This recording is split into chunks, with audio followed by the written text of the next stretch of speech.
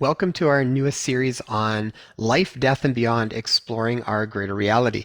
And we are really excited for this series. This is something we've been wanting to do for probably about a year now. And we finally have been able to connect up with the full group of guests that we wanted to have on this show to be able to interview them and bring their insights to all of you. I think this is a incredibly meaningful topic. Really, I don't know if it gets any deeper than exploring life and why we're here and death and what actually lies beyond when we die. What's that process like? And who better to talk to that with than people that have actually been on the other side and come back? So we have a lineup of a lot of near-death experiencers that have literally died once or several times and been to the other side and remember what took place and then came back and actually woke back up, and now they are sharing their messages with all of you, and they want to share even how it dramatically changed their life, the information that they came back with.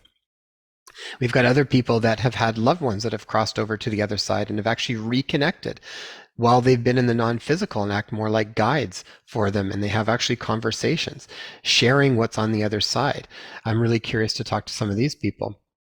And we've got other people that have been researching this sort of area for decades around near-death experiences and what lies on the other side. Other scholars who have dived deep into spiritual and religious texts to try and share more meaning from them that's more applicable in our current life and how we can use that to live a more meaningful, authentic life. Now, as far as I can remember, I have always been incredibly interested around this type of concept. And at the heart of it, I've always been really interested in health. And you might be wondering, why is a podcast on health talking about life, death, and beyond, exploring our greater reality? Well, as far as I remember, I've always been curious as to what really turns on our natural ability to heal. Because I really feel like when that natural ability to heal, or the vis, as we talk about in naturopathic medicine, when that is really allowed to express itself, I really think that's where healing happens in an instant, or we are able to have so much more resilience in the way that we're working with the world. And not only healing, but I also think that's what actually allows us to really step in and live a more full, meaningful, and beautiful life. So anything that allows us to tap into that, I'm incredibly curious about. I remember reading a book years back called Radical Remission. And one of the things that they were looking at is this: basically, they were looking at about 3,500 case studies on people that were having incurable diseases. A lot of these were like stage 4 cancers that were inoperable. And what they found was they were exploring these people that had spontaneous remissions, and they wanted to understand what took place. Was there any sort of recipe that these people were doing that was causing them to have these radical remissions that got them better, the spontaneous healing that just occurred?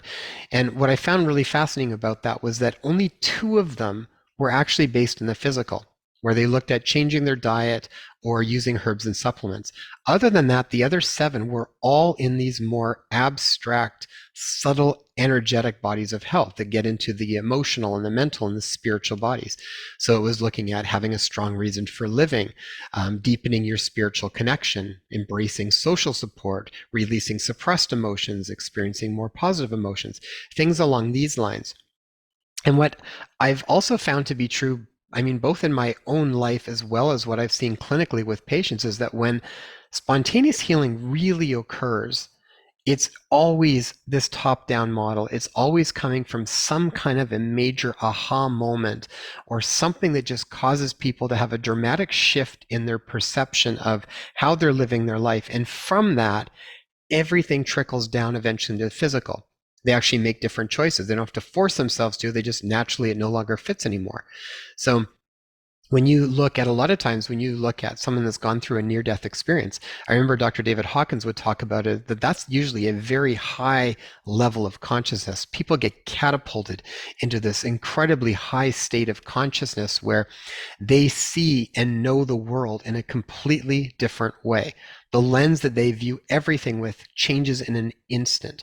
It's like a massive aha moment. And then when they come back, and they still have that lens, that new lens, everything in their life creates a change. And a lot of times that is the world of spontaneous healing. And so that's why a podcast that is around health is talking about this, because what I've found to be true is that when we address things at this higher state, when we address these things from the more abstract, the spiritual, the mental, the emotional bodies, and changes happen up there, it filters down and then affects the physical. Not to say that nutrition and diet and lifestyle changes and these things are not important. They are, but a lot of times what really roots them in being applicable and to be consistent in our life is when we've changed things higher up here. Otherwise, they usually just fall off the wagon and we go back.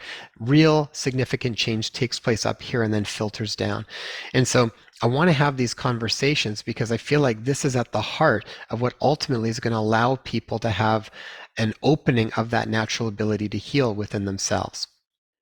So we're inviting you to join us on this adventure to explore the greater reality and to expand upon our current understanding around questions like, what's life all about? Why are we here? What is death? What awaits us on the other side? Are we judged when we go across the other side? Is there a heaven? Is there a hell? Do we get to meet up with our loved ones? What happens? And we've got so many questions that we are curious to explore. And all we ask is that you join us with a curious mind and an open heart and see what lands for you and see what doesn't. There's going to be lots of different information. I'm always curious to see where the overlap of different speakers comes, because I often think that's where there's definitely certain truths that tend to pop up when you see the overlap between different people saying very different things from different stories, but they overlap in different ways. So maybe keep an eye out for that as you follow along through the series. And we hope you enjoy the episodes as much as Tay and I do interviewing all of the different guests. And if you think this information is going to be valuable for other people that you know, please share it. Subscribe to the channel, like it. That all helps us get this information out in as big a way as possible. Also, if you have not had a chance to check it out yet, go to the inspirehealthpodcast.com and click on books, and you can check out my newest book on natural first aid solutions for every family. I think that's a really powerful book with a lot of important information on how people can really step in the driver's seat of their own health and manage a lot of the first aid types of scenarios that you will come across at some point, both for yourself and for your children.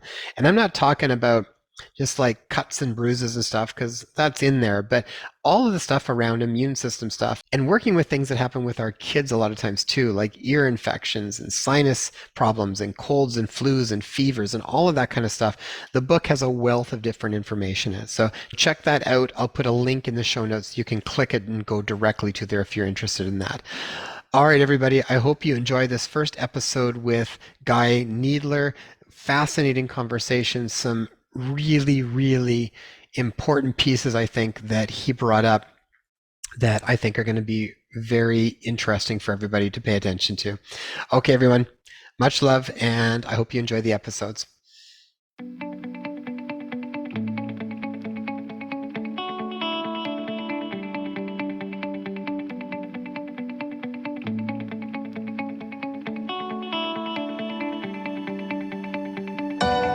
Hello, everybody. Thank you for joining us again on the Inspire Health podcast. And we are starting off our newest series called Life, Death, and Beyond, Exploring Our Greater Reality.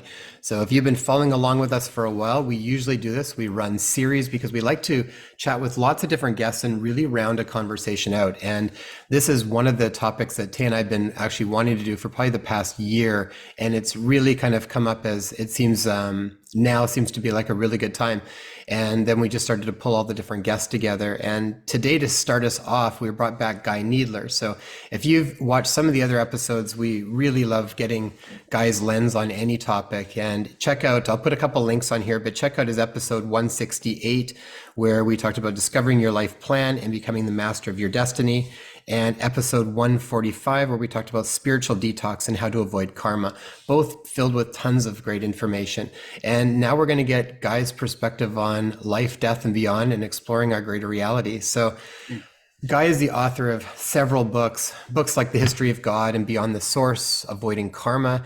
And one that I think is really applicable for today was the one called The And Dialogues. And I'm going to pass it over to Guy to kind of give a little bit of an overview of that book and how that book came about. And then we're going to dive into some really interesting questions. So, Guy, welcome back to the Welcome. show. Well, thank you both. Thank you, Jason. Thank you, Tara. The Ant dialogues, really a little bit like the Avoiding Karma book, came from nowhere, really. I had no indication it was going to happen. I was probably, I think, three-quarters of the way through The Origin Speaks, and I was starting to get an idea of what I was going to work on next, not just on one book, but several books later. Like there was going to be 12 books. I found out it's probably going to be 16 now in reality, but the there's always something else happening, isn't there? There's always another event horizon to go past. But the Andalics happened really by me sort of channeling my late wife. And I suddenly started to realize that there was a lot of information there that could benefit people. And so I seem to remember starting it on the way to New Zealand to do a workshop there back in 2014, beginning of 2015.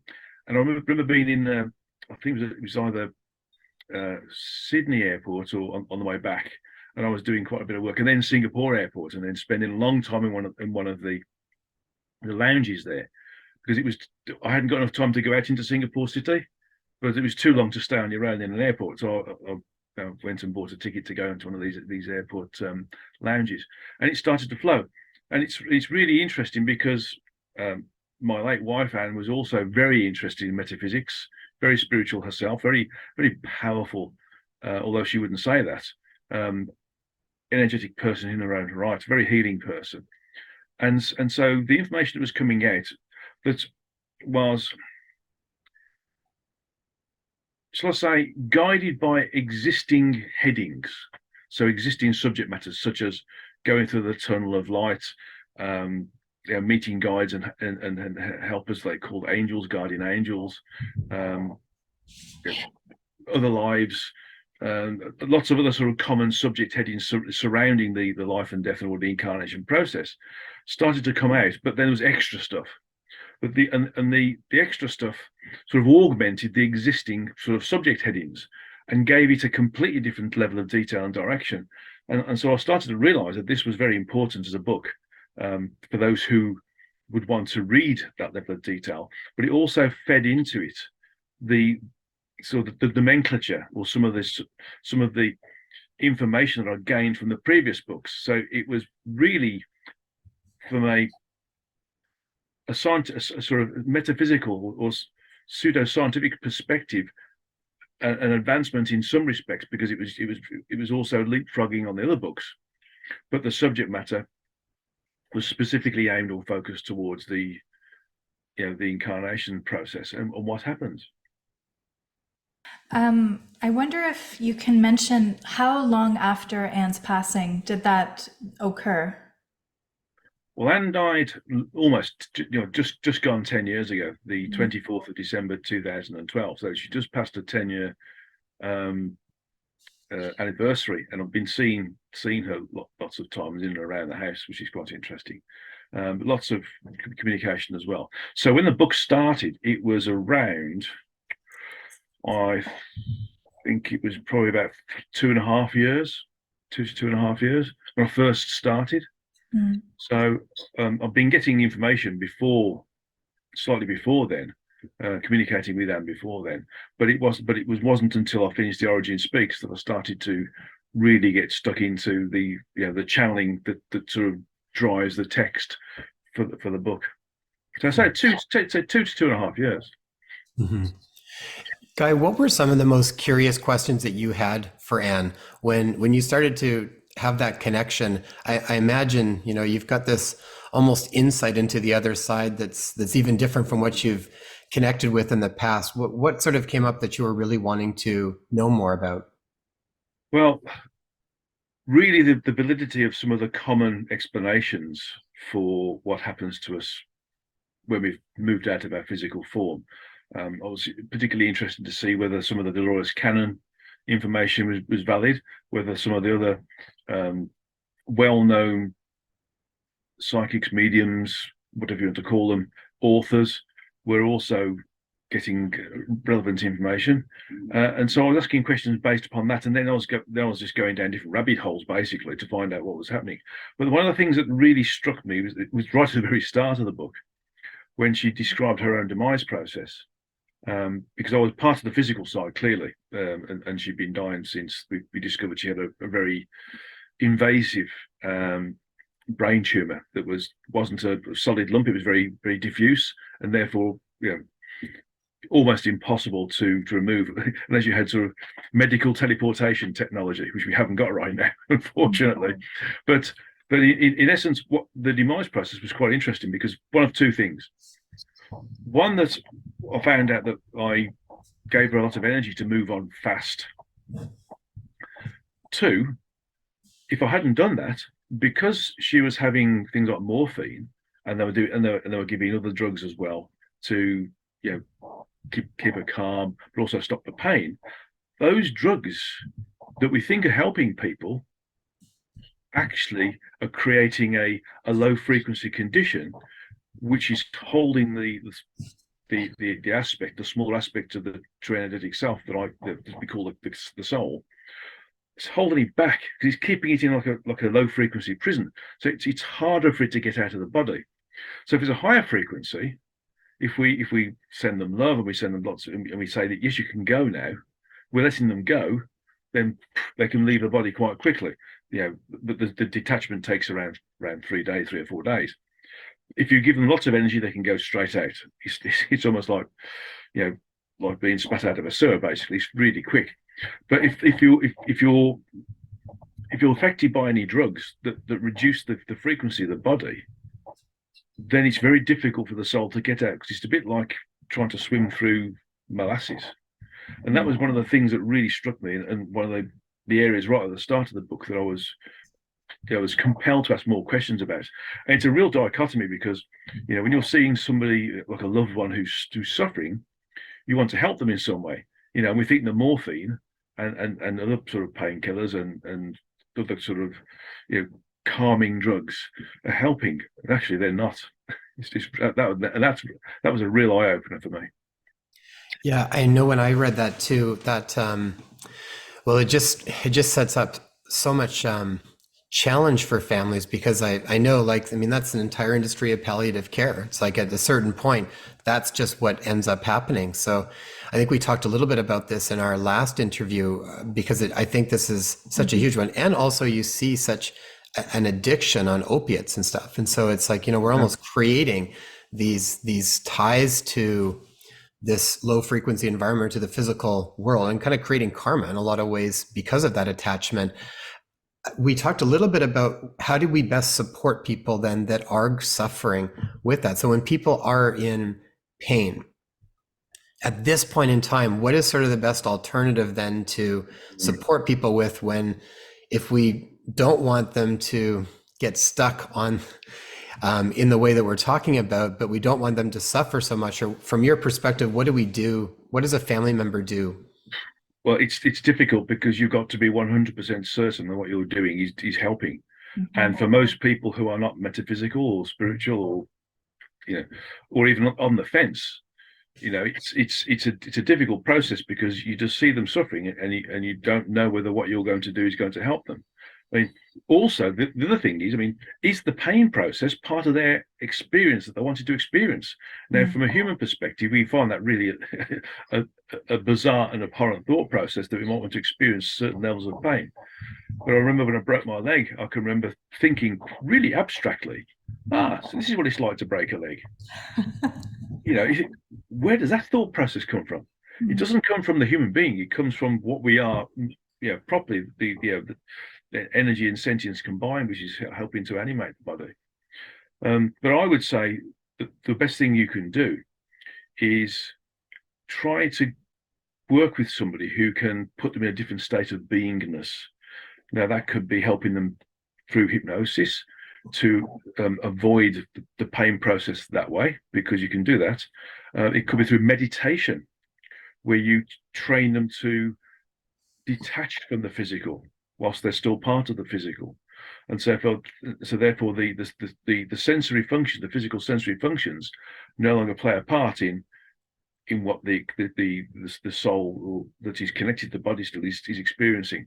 So those are maybe the two things that I think would be more beneficial from a holistic perspective, rather than a chemical based sort of Western medicine based. I don't know if there's any Chinese medicine that would do the job, but I think again, if it's creating a low frequency function of the body, then it's detrimental. If it's assisting by creating a high frequency function, then that's fine. But I don't know of any drug, whether it's sort of natural or synthesized, that would create that condition where the pain is being relieved, the fear is being relieved, and whilst also maintaining a high frequency body, so they can leave us as clean and as robust and as fast as possible. It's interesting. Just the other day, my father, who's in the latter stages of leukemia, was in a lot of pain. And as you're speaking of high frequency way of alleviating pain and discomfort, this came to mind because our two little girls, we have a 5 and a 6-year-old, were up there, and they were massaging his hands and massaging his feet, and just their company there in taking care of him and tending to him was, I feel like it was really uplifting for him. Yeah, I mean, rather than we went up there and we were all doing a little bit of just work with him, and even used some things like some different essential oils that my girls were putting on his hands and feet, and Acupuncture. and did some acupuncture and a little bit of osteopathy work, but just all and in a very loving environment. And now I know a lot of times that's not accessible for everybody, depending on where they are, but it's also why we want to do series like these in different conversations, because it's like we've talked about before, of the greater reality, we often know, like R.J. Spina said, about 0.003% of the greater reality, yet we base everything we do on that little bit that we believe to know to be true based through the 5 senses. And when you start to explore it, like what we're talking about with Guy, it just gives us different dimensions to just sort of contemplate. And then I think through that conversation, it opens up doors to experience things in a different way, and to interact with these types of situations, like what we're going through right now with, say, Taya's father, to just see it from a different perspective and then see how we can support it. I ultimately think it's just conversations like this that gradually keep causing different expansion and awareness, so that we can deal with things in a different way. And the thing to really help is to try to detach from the physicality of what we are. I mean, there's somebody somewhere said that they managed to weigh a human body before and after the demise of that person, and they said there was a difference. There was a difference in weight, and that person said the difference in weight must have been the soul part of the body. It was small. It wasn't a case of energy burning up as we do normally through metabolization of food through the digestive system. It was like the difference was there straight away, because the person was on the scales, this very really accurate set of scales. And so it's quite interesting that there's evidence there, but we need to detach from this thing about we're only this body. We're not. We're more significant than this body. It's just that because we're in a low frequency environment, we can't connect readily and easily with the rest of us, our true energetic self, or higher self, or oversoul, as Dolores Cannon called it, what the Hindus call the Godhead. All those words mean the same thing. The larger volume of sentience with some energy that is allowing it to exist in various parts of our multiversal environment, and the smaller parts, which are the smaller projections, or the smaller aspects, being the soul. So we don't understand this, because every time we become incarnate, we cut off, and we start to become isolated, and therefore our isolation and lack of communication creates an association with the environment, and the environment is this. So it's difficult to detach from that when we're convinced over, yeah, okay, it's only a few years, but we're convinced that this is what we are. Mm-hmm. Guy, I wonder if you can take us through the process as you're aware and as Anne had informed you of as well through the demise process, what that looks like.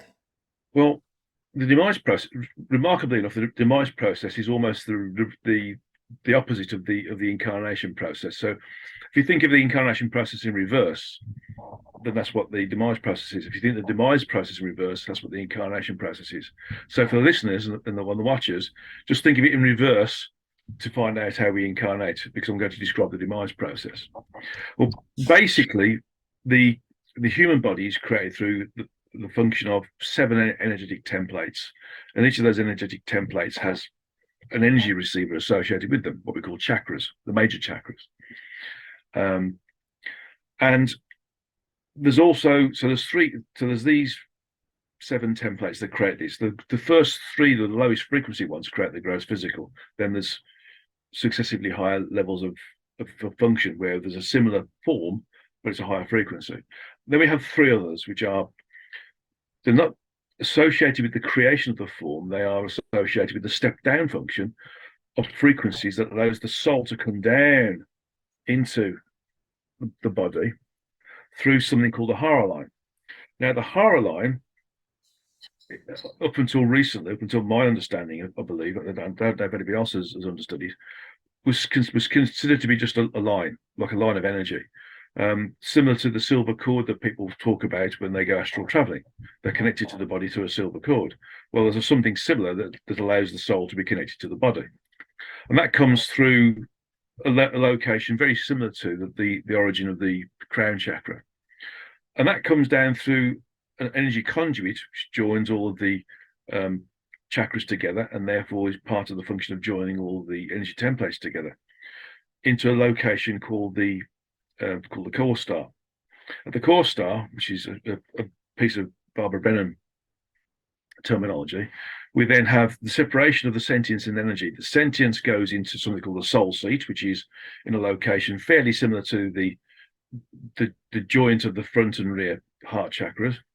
And the energy that animates the body goes into something called a tantien, the tantien or tandem, okay, which is in a similar location to the solar chakra, but slightly further and further down, and they can get confused sometimes. The core star, or the junction of the separation of these sentience and energy, can get confused with the tantien because they're in very similar places. So when we demise, what happens is we start to detach from these energy templates. So the energy first starts to move away from these energy templates, moving back from the energy templates back to the tantien, and then back into the core star. This junction point, fairly close, yeah, fairly sort of rapidly after that is the movement of the sentience away from the soul seat back down to the core star. So then you've got the harmonious condition where you've got sentience and energy together rather than separated as a separate function of how to animate the body. From there, that sentience energy moves back up through the Hara line. Now, the Hara line is a hypodermically small tube, basically, that allows the connections to remain between the soul that's incarnate in the body and its higher self, the oversoul, true energetic self, or Godhead. So it's always there. It's just the community bandwidth down here is so low that we're not able to make any sense of what we connect with unless we raise our frequencies. So we move back up this small tube, this Hara line, back through the frequencies, back through the first 7, which are the templates of the body, through the next 3, which are the 8th, 9th, and 10th frequencies, through the last 2, which are nothing to do with the body, but they're part of the physical universe, and straight back into the location within the multiversal environment of where the higher self is, and move into that. So when we start to move through the horror line, it's a bit like going through a tunnel, Mm. because you're moving with the energy. Your sentience and energy is moving back up the frequencies. And then when you become exposed to the frequencies associated with the location of um, the true energetic self, the higher self, the oversoul, Godhead, you then get this feeling of being expansive and moving back into this huge vastness of white. Now it's white because we need to acclimatize to where we were. So there's nothing we can relate to is straight away. It could even be black, actually. So it's just that it depends upon how we see nothingness. And then eventually we start to experience where we are, and start to work in a way which is how we normally work, rather than that which is dependent upon the five physical senses. Guy, why is there different, when different people have different experiences when they cross over? There's definitely ones that The are, tunnel. yeah, the tunnel comes up a lot. There's also often, sometimes people will experience connections with loved ones or closeness in that regard, Light or as well. light or nature, or different things Mm. along those lines. What's the reason for some of that? Or, and at the same point, I guess, then there's the other times where some people feel like they've crossed over and they've, quite literally said that they've gone to like hell. What would be the reason for discrepancies in that? Well, there's a number of reasons. Firstly, it's our programming on Earth. What do we expect to see?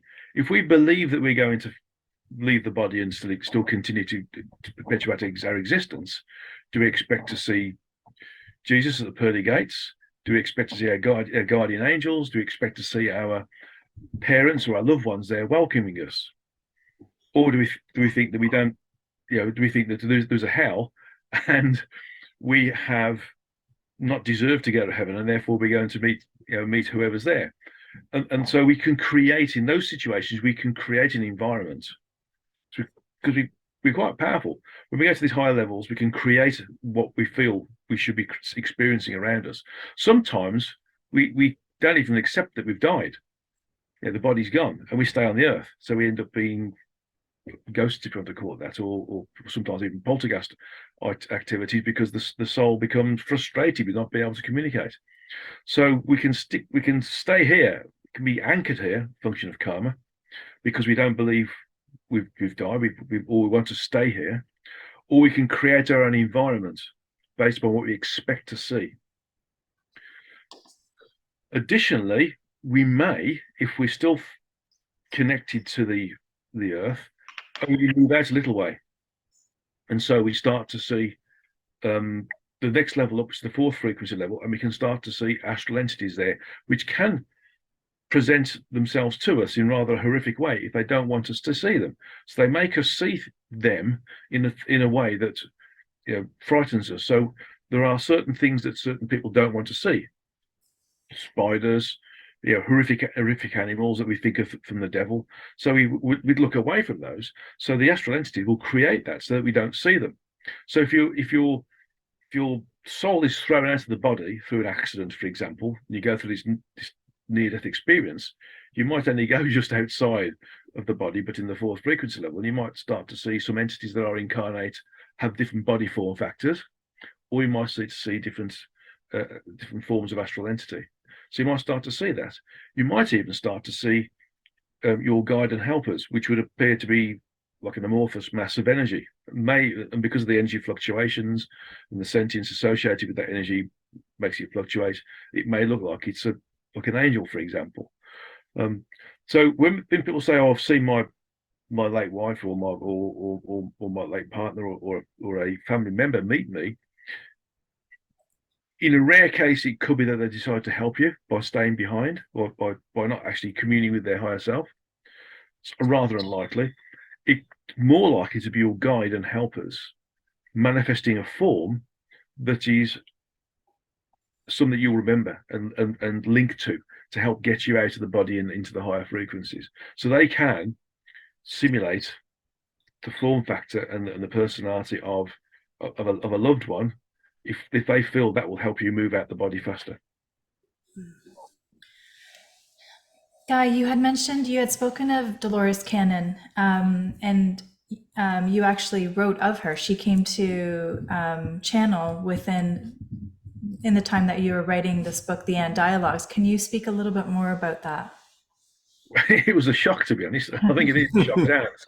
So I think she was quoted on saying "wow," which is a bit of a sort of bit of a kindergarten response, really, to somebody you've known for some years. But really, I think it was just there to give me, along with and has been helping all the time, really, in the background.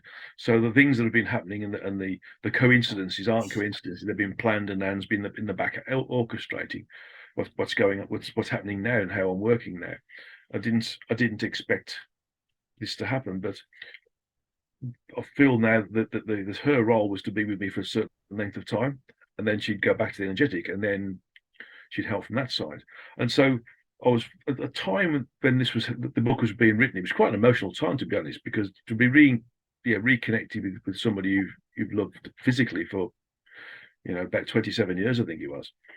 It's a bit emotional, and I was starting to think that it was too hard to be honest, too hard to be on my own.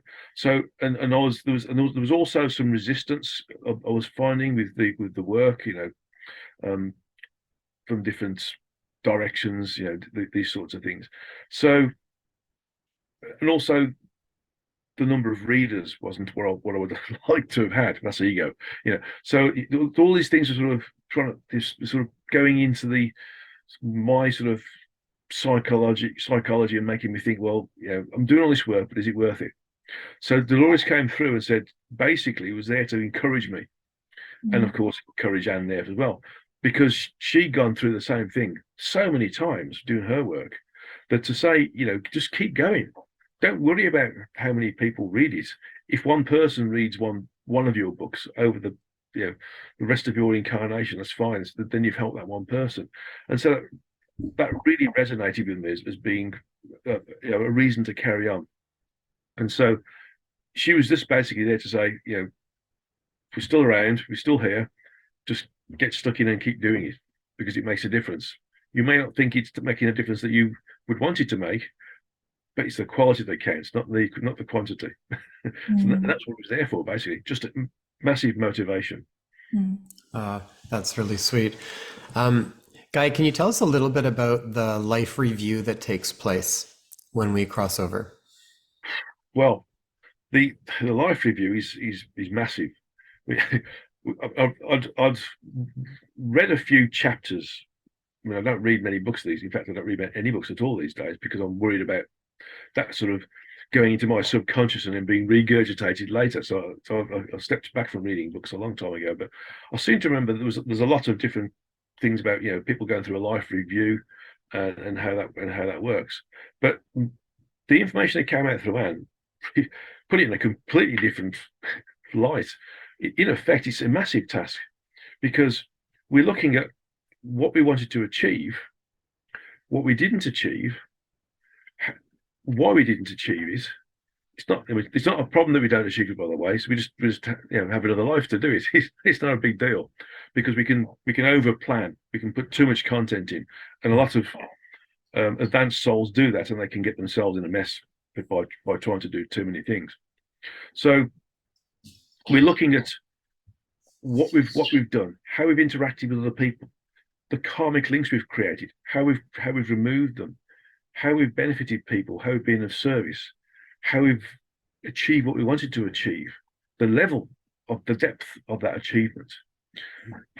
And on top of that, not just that, it's about how the guide and helpers have helped us, because the helpers work with the guide, and the helpers know more about us than any entity, probably including the guide, because they have been with us for lots of different incarnations. They know all of the things we've experienced in previous incarnations, what we're trying to get out of this incarnation, the evolutionary level we're trying to get out of the incarnation as well, and what we've brought into this incarnation is going to help us. So it's about, not just about us, it's about the performance of the guide and the helpers as well, and how well they've guided us or or what hasn't worked, for example. So it's there's no judgment about it. It's just really sort of quite black and white, probably with some shades of grey. Has that worked? Why didn't that work? What happened there? How can we improve it this time? This time we tried to make you go in this direction, but you avoided it. Why did you avoid it? What did we do wrong to make you go in that direction in the first place?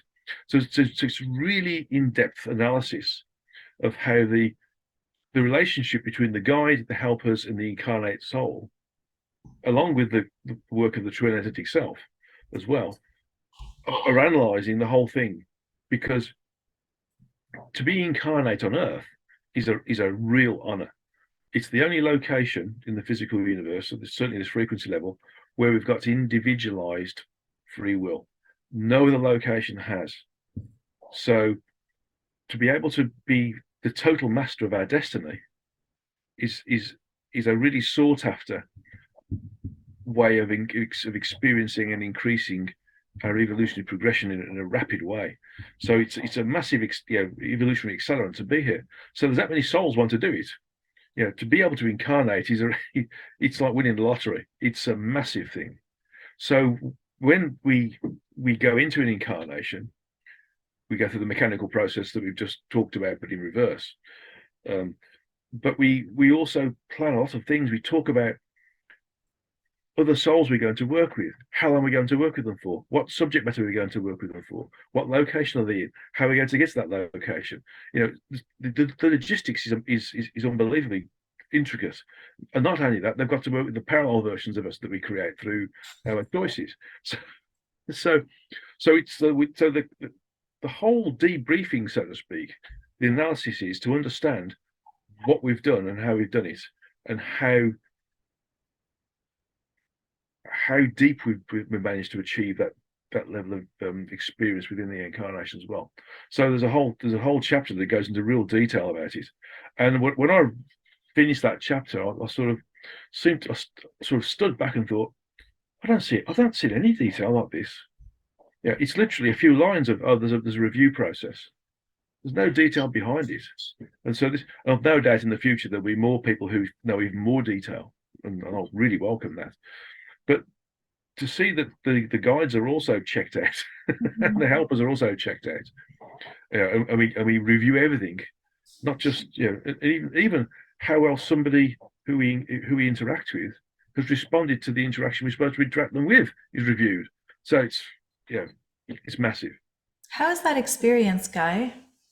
Because that sounds like that could take lifetimes and lifetimes to go through Wow. that detail. Well, what we think is thousands of years is like that when you're in the energetic. So it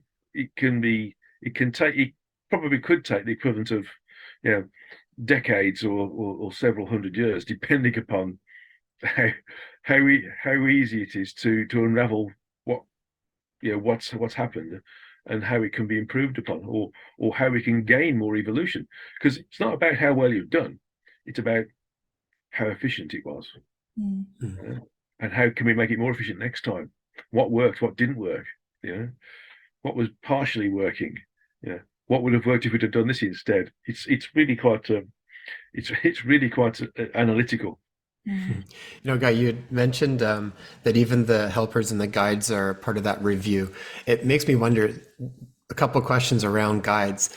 So is the information that the guides present to us, is that always beneficial? Is that always sort of in our highest good for the most part then? And how is a way to connect more consciously with the guides so that we can sort of take heed of that advice that they might have for us? Yeah, I mean, it's probably the wrong words to say. They're our cheerleaders, basically. They're motivating us, because at the end of the day, we have a life plan, and a life plan is a series of goals we want to achieve, a set of experiences, and the subsequent evolutionary content associated with it. The free will side is us getting there. So I've mentioned this example many times. If the objective is to go from Seattle to New York, there's only different ways are there of going there. There's a fast way we can fly, but it's over in a few hours. And so we've achieved it, but we've not got the depth and detail. We could drive there, we could hitchhike there, we could get a bus there, we could get a train there, we could cycle there, motorbike there. We could go on any type of route to do the distance, and we could even stop over in certain places for a certain number of months. So the whole point is that it's about the depth and detail of what we experience and how we do it. This is our free will, and if we don't achieve everything, that's fine. But the thing is, if we can get the depth and detail, and we're going to achieve all of the goals we want to experience as well, then that's the role of the guide and helpers, is to make us see how we can achieve the depth and detail. Sometimes we do that. We go right off course, and then it's their job to sort of bring us back in. And if that happens, they do things that are quite drastic, and some of those things can be having an accident, for example. I think Barbara Brennan mentioned that heart attacks work well with men, and it could be that we lose a job, for example, and we have to change direction. Yeah, in my condition, I lost a job, or was given the opportunity to move out, and there's lots of different things that were sort of funneling me down that road, and so it was a case of, okay, it's time to go. So and you start to think, well, why me? Why me? But it's because you've got to go down that road, because this is part of where you are now. And if I hadn't gone down that road and other roads years prior to that, then I wouldn't be where I am now. So they must be doing a good job. Which is really interesting, because I think of even what's going on a global level right now, where I feel like we're all kind of getting guided to move in certain directions that we may not typically choose to do if we were comfortable and relaxed, and we're still engaging with life as we typically do. But now a lot of us are having to make a lot of different choices and changes that we haven't really had to have made before. Yeah, I mean, you can just see the poor people in Ukraine are having to have their lives completely turned on end. And they've gone from being, in a lot of cases, quite an affluent family, and they've had to leave with nothing. The Ugandans had the Boers had the same things in the 1970s, and even the sort of, the Vietnamese were probably living quite harmoniously in reality until the West decided to intervene. So we do start to realise that right now, and I think now we're starting to understand that we need to work together in a better way, and that means that we should be finding conflict as being abhorrent, unnecessary, and therefore not a way to solve a problem. We should also look at preserving the planet in a better way than we are. We should also be looking to limit the number of bodies we can incarnate into, because we have to look at what the Earth can sustain. So it's about population, it's about working together, it's about technology, it's about maintaining the environment. So, and moreover, working together, realizing who we are. We're not the body. It doesn't matter what shape the body is, what sex the body is, what how we think our gender is, what the color of the skin is. It doesn't matter at all. When we want to incarnate, we don't care about any of that. It's just, I'm going to incarnate, great. It's like a hire car. I've got to have a hire car, right? That'll do. Now I can go and drive to such a place.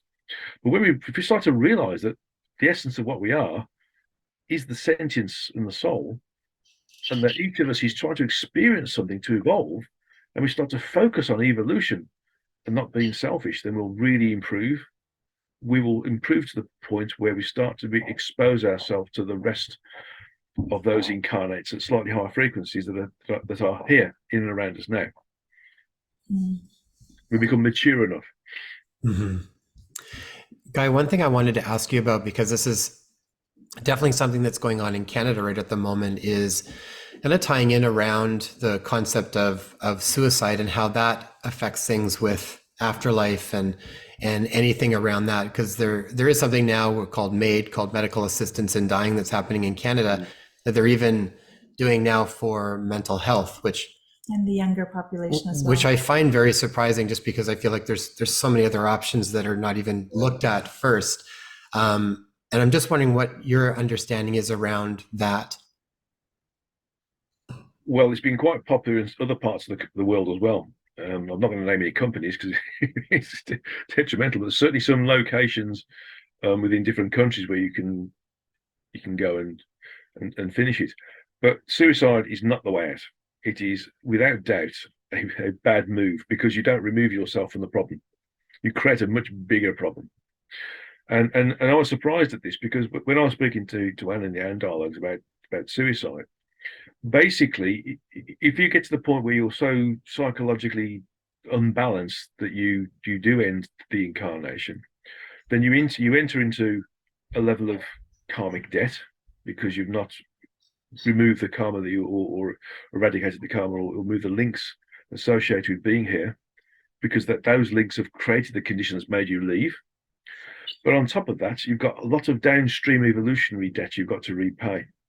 Because if you think about all the different people you may interact with over your lifetime, either it might be long interactions like years or short ones like a few minutes in an airport lounge, for example. You might say something to somebody, it makes a difference to them. It might be nothing to you, it might change the whole life. Mhm. All these fractals that occur through our communicating with somebody, being involved with somebody, working with somebody, being friends with somebody, being having a hobby with somebody, passing somebody in the street or in a public location, that can potentially change the way in which they think, behave, and act, and therefore how they would accrue their own evolutionary content, it is gone. It's disappeared, it's gone. And so that evolutionary debt has to be repaid because they've lost a lot of evolution because you've planned with them, when we before we go into the incarnation process, we plan to interact with all these different souls, even if it's only a few seconds. It's all there. Okay, you want to interact with that person because they'll say that you've got to turn down this road rather than that road because that road is not the way to go to the library and that road is, for example. If you go that road, you might end up being in an accident, whereas this road is the right way. So we start to realize these interactions are, although it's part of our free will to have them, when we have them, they're there, they're waiting. And so their guide and helpers are manipulating and maneuvering their soul, albeit with elements of their own free will as well, to be in the right place at the right time, in the right circumstance, in the right environment. And if those things are no longer there, then the evolutionary content that's associated with it is gone. Then that's got to be re-established in some way. And so that's why, and it takes souls thousands of incarnations to recover it. It's a very difficult thing to recover from. And it can not only hold up the soul in terms of its evolution, it can hold up the higher self, the true energetic self's evolution as well. Mm. And you had also spoken of euthanasia with animals as well, which I was really surprised to read about. Can you speak a little bit more about that? Animals have got souls. They are not the same evolutionary level as us. They're not the same sentient quality as us, but they are still on the evolutionary cycle. And so, if they are supposed to experience something, as we do, then if we euthanize them, so they die outside of their natural bodily functions, then it's the same thing. We potentially create karma, and that was another surprising thing for me. Before I'd understood that, I thought back, how many animals have my pets have helped to move on by that because the vet said it's okay because they're in pain. The animals probably just want to be with you because when they're with you, then they know that they're with the people who love them, and that consoles them, and that distracts them from the pain.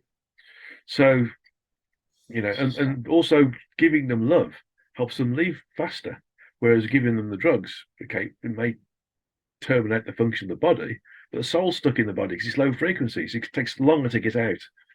So that was another thing that really surprised me, is that we've got to work with our animal friends who are souls on the evolutionary cycle as we are, but at a different level, in a different way, rather than just giving them the injection to finish the body off. It's not the way forwards.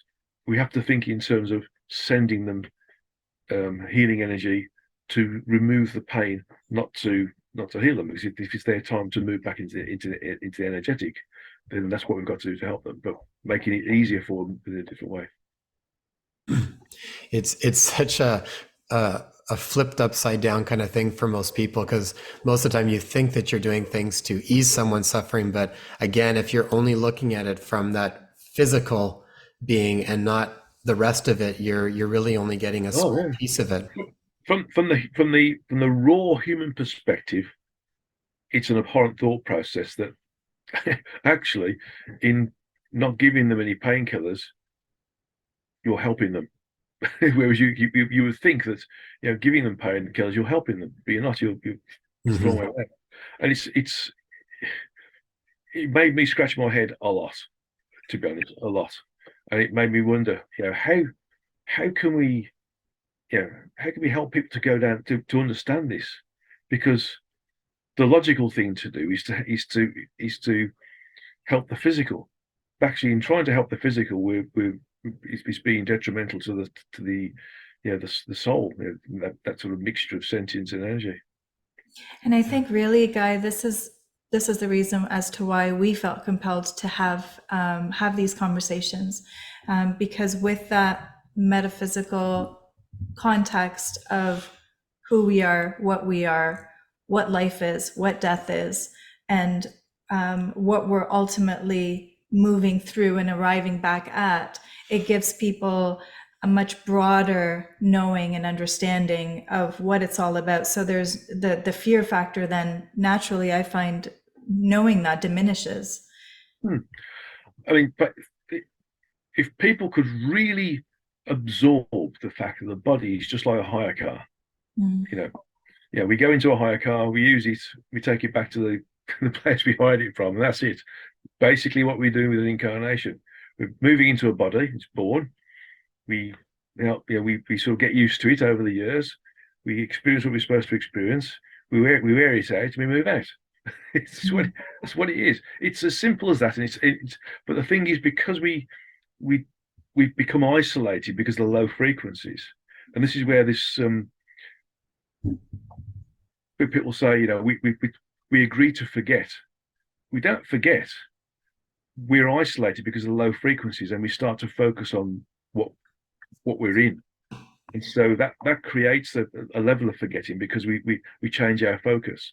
So Mm. we agree to go into a low frequency where we're going to not be able to communicate with whom what we are, and therefore we're going to start to become absorbed in where we are, and that creates a different focus. So it's not forgetting; it just goes in the background.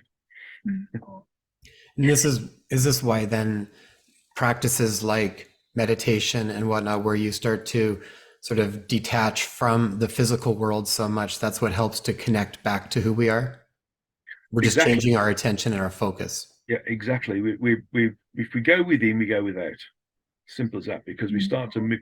We with the Hindus call it samadhi, which is basically transcendental meditation, where you transcend the physical. So you then start to lose the effect of the five senses. You don't taste anything, you don't touch anything, you don't feel anything, you don't smell anything, you don't see anything. You're just there.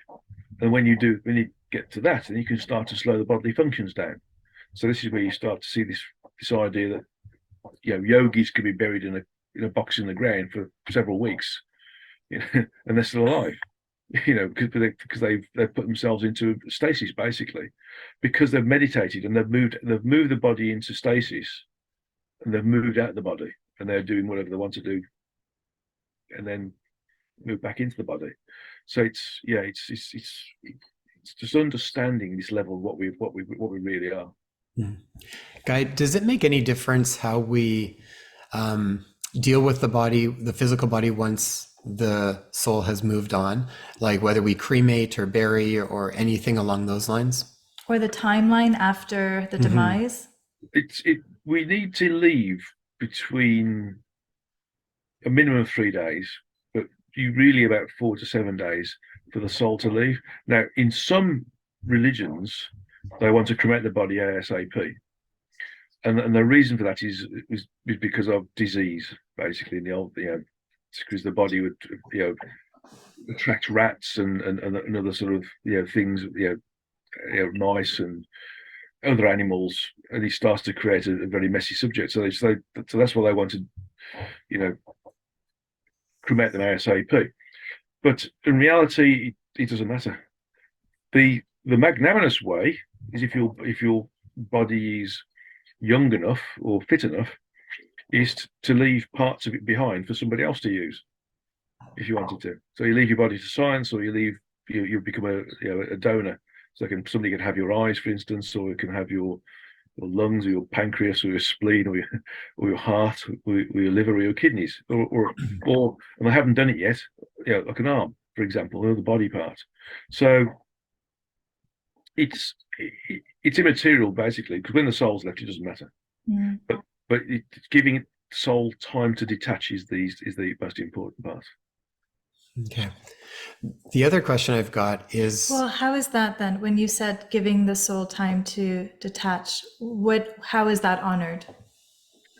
and how do you know? Lying in state, Sorry, can you repeat that? lying in state. Mm. When sometimes you go to like the hall of rest, or the hall of memories in a funeral parlor, for example. When your loved one's body's stays in there for some days or weeks, that can help. And just allowing the body to be there for a bit and not destroying it. It doesn't matter if you bury it straight away, because the body's still there. It's the cremation which doesn't help, because the soul is still detaching from the body. So if it's so this is why you find sometimes when it's very rare to find a body that isn't in some parts still whole after a big fire in a building. They tend to be quite charred remains. They're not cremated to the point of dust like we have in the crematoriums. But in those situations, the souls have chose to go that way anyway, in a fire, for example, or explosion. So they do detach quite quickly. So a soul can leave really quickly if that's part of the way in which it's chosen to leave. It's interesting. It makes me think of I went and attended a funeral of a friend's father many years back, and there was a Buddhist nun who was accompanying the family through the procession of the cremation event. And as soon as the body was placed in the area where the body was going to get cremated, and the machine or the fire was lit and turned on, the nun really loud hysterically was slamming on the door, saying, this was explained to me afterward and translated to me afterward, but like basically, get out, get out, get out. And I didn't know what was going on at the time, but the friend mentioned to me that she was basically advising her father to get out of the body, for the soul to leave the body.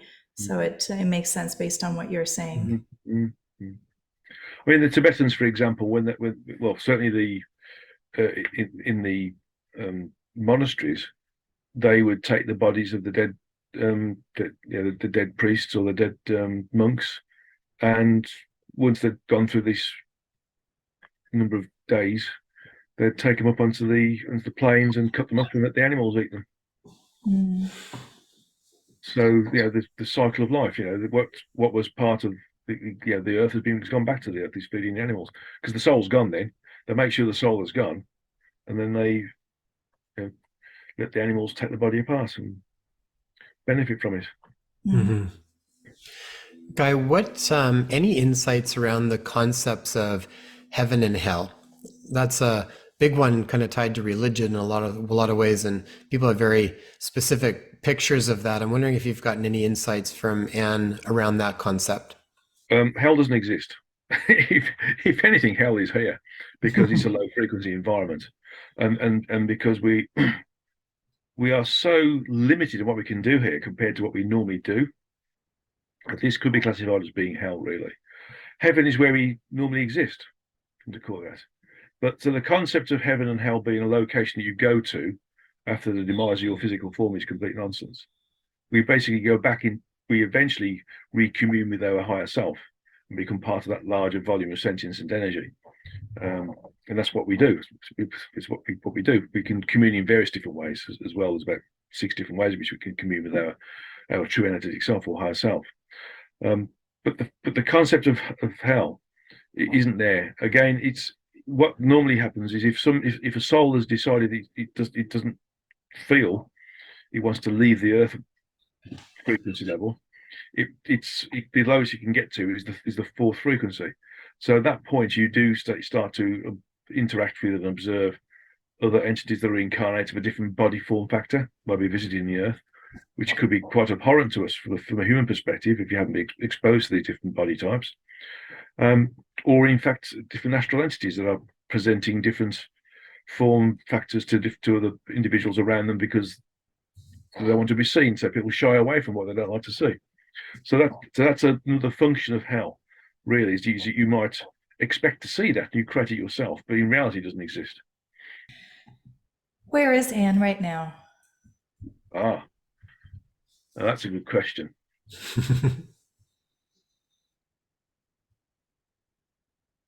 70% of the sentience associated with that soul is in the location of its true energetic self. 30% is in and around the frequencies that are close to the physical universe, helping out. Helping out when required. We're not even motivating. When I need a kick in the right direction, maybe that's the that's the way to think about it. Yeah, it's basically most of the work that 30% of a sentience is doing is basically helping to assist in the orchestration of things happening in the background, so that I'm able to walk through a door that was previously closed. I'm able to walk through doors when they're open, rather than I get to them and they're closed and there's no key. So functioning more in the background as like a guide. Yeah. It's not so much a guide, more of almost a function of me, basically. So it's making me do things in the right way, and thinking of things in the right way, basically. Because it's not only about what you do; it's about how you think and behave as well. So in essence, it's keeping the motivation going and keeping the what's next. Because there's things that have been created. When you talk about things buzzing, think of ideas buzzing in your head. But things that have happened sometimes don't work until later.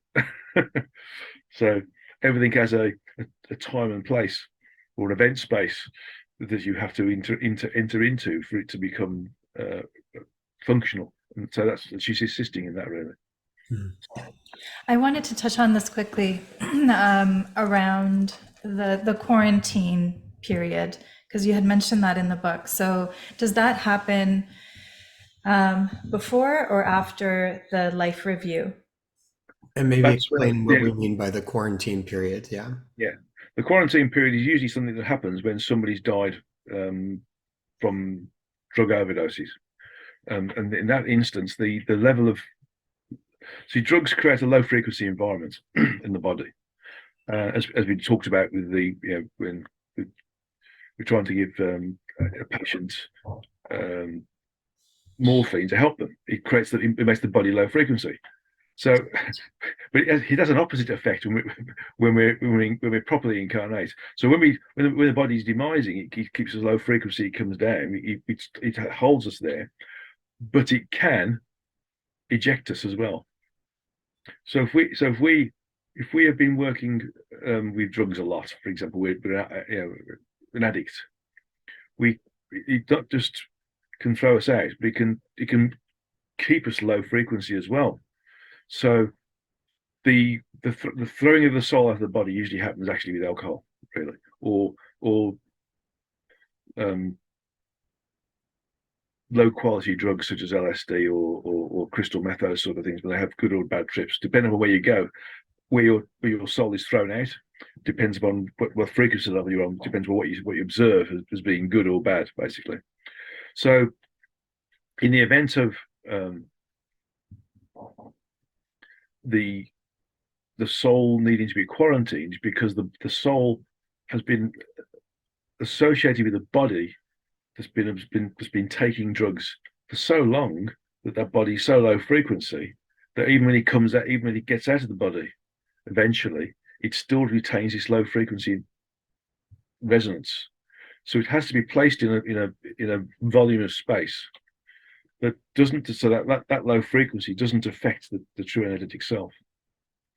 And so therefore the guardian helpers then start to work on the soul and the true energetic self as well, to increase the frequency of that volume of sentience and energy, so it can then re-commune with the true energetic self, or the oversoul or higher self, again later. So it's a bit like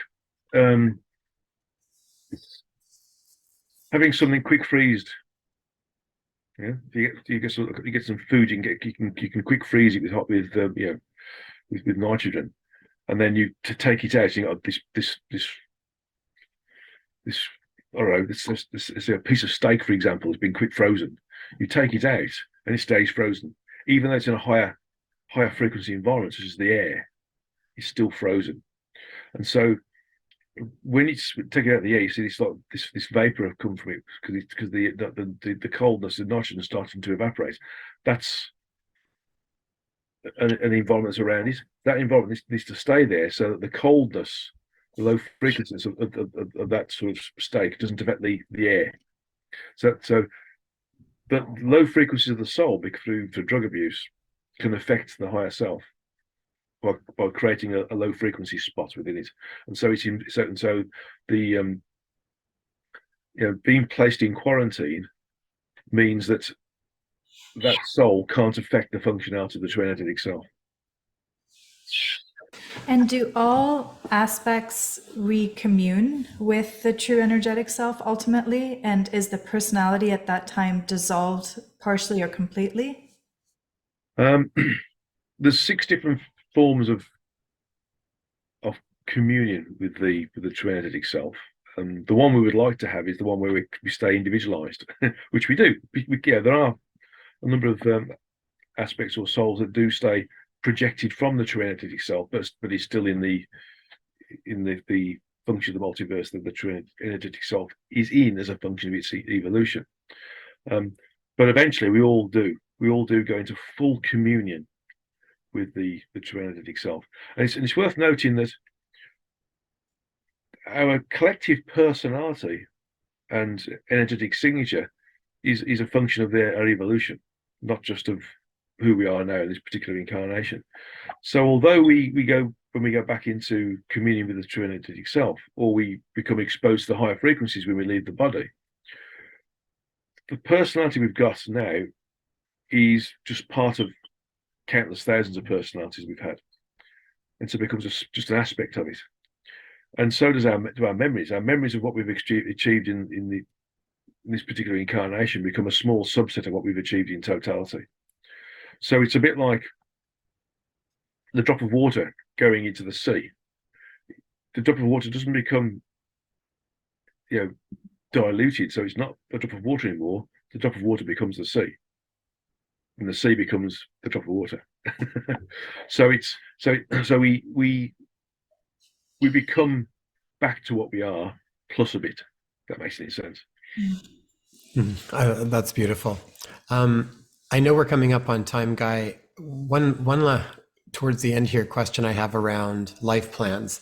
A couple of questions, I guess, is why do some people tend to remember their life plans or connect to it a lot more readily, where other people it can be it seems like a lot more difficult to connect to their life plan? And how do we know when we're connected to what our true life plan is versus kind of what our ego wants us to be able to do that we might interpret as our life plan? Right. I'll answer it back to front. If the ego is driving it, it doesn't work. Basically, it's like trying to push water uphill. We nothing works. It doesn't happen. Things fail. We get ourselves in trouble, all these different things. The door's never there when we need it to be open. If we're working with our life plan, things happen seamlessly. And also you feel within you if it's right. You must have felt it was right for you to become a doctor, for example. It felt right to become an engineer. I knew that at some point I'd be doing this sort of work. I didn't know how I'd be doing it. And the steps I've taken have been quite remarkable to get here. I'll look back and think, wow, if I hadn't done that, I'd have been doing that instead. I wouldn't be here now. So you start to realize that the gut feelings that you have about doing something are actually part of your guide and helpers and yourself, steering yourself in the right direction to be successful in a particular aspect of the goals associated with your life plan. When you're working with it, it's seamless, absolutely seamless. People say that person's born with a silver spoon in their mouth, or they're always lucky, or they're always this. They're going with the flow. When they go against the flow, it can be a mess, a real mess. And they can be doing the wrong job. They can be they can be out of their depth, for example. The skill set isn't right for a particular role. They should be doing something else instead. So it's and their life can be stressful, and they can go through several different relationships as well at the same time. So it's really a case of, if it feels right, it's right. But remember, it might not be right now. You might have to wait a bit longer for it to become totally right and the doors to be open for you. If it feels wrong, or you feel hesitant about it, it's not right yet, or it's not right at all. And that's the way to understand whether you're going in the right direction with your life plan or not. Thank you for that. That's really helpful. I think in particular, if it feels really right inside you, even if it hasn't completely materialized in the way that you feel, but that's probably on the road. So yeah, that's right. Yeah. Guy, you had mentioned in the book with Anne mentioning the 7 years of life being the most important. How so? Can you speak a little bit more about that? Well, basically, it's the programming. There's quite a lot of depth and detail in those words, but basically, it's about how the body starts to become associated with the soul, and we start to create a condition where we become part of the soul and the body together, and also we start to learn very, very basic things from our parents, from our first friends, our first environment. So it's part of the framework that creates the ego, really, the personality of who what we are. And so if you take a soul and put it in a body and then expose it to a certain environment, it'll become that part of what it's supposed to be in that environment. If you put the same soul in a different environment, it'll become part of what that's supposed to be. So it really is the programming associated with who and what we are, those first 7 years. But also it's also a function of the soul and the energy really fully integrating with the body. Because by the time you get to year 7, that's it. You're integrated with the body totally. How do we best support children then within those first 7 years? Just be there for them. Try to feel what they're experiencing. Try to feel their frustrations. Try to understand what they're trying to tell you, because their communication they'll still be trying to use basically telepathy rather than just the 5 senses. So be intuitive with them and be empathic with them. Thank you. That reminds me a little bit of how Rudolf Steiner would talk about it a little bit as well. Guy, I know we're on time here, so any final words you have for the audience that you think is important for them to hear around the concept of life, death, and beyond? Really, we can't push people into the deep end and expect them to understand it. So it's take the information in a way that you can understand it and relate to it. And then if you start to grow out of that information and start to be able to become more expansive, then move into the next level. So don't worry about entering at the kindergarten level. Just take it as it comes and try to understand it. But the main thing is to realize that this is not who you are. This is just simply a vehicle that what you are is using to experience, learn, and evolve. Thank you, Guy. Guy, where can people learn more about your work? Where can they get access to the books, courses, all that type of stuff? Go to my website, www.beyondthesource, which is all one word, .org, and it's all there. We will have that in the show notes there, so people can go check that out. We've really appreciated Guy's work over the past year. We've really dived into it, and so if any of this is resonating with you, go check out more, because there's volumes of it. It goes really as far as you want to take it. So, Guy, thank you so much. We really appreciate your time. Thank you very much.